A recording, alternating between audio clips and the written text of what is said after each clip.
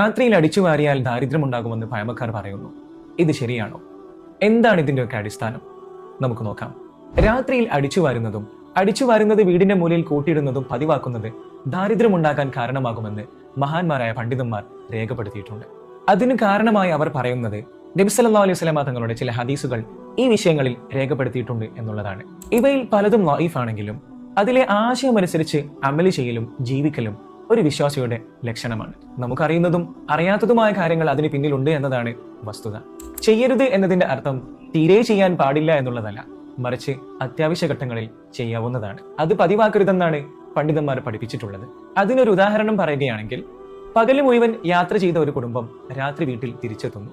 വീടാകെ അലങ്കോലമായി കിടക്കുകയാണ്. ഉറങ്ങുന്നതിന് മുമ്പ് അത് വൃത്തിയാക്കിയിട്ടില്ലെങ്കിൽ ഉപദ്രവമുണ്ടാക്കുന്ന ഇഴജന്തുക്കളോ ദുർഗന്ധം വമിക്കുന്ന മറ്റെന്തെങ്കിലോ ഉണ്ടാവുമെന്ന ആശങ്കയുണ്ടെങ്കിൽ അത്തരമൊരു സാഹചര്യത്തിൽ രാത്രിയിൽ അടിച്ചു വാരാവുന്നതാണ്.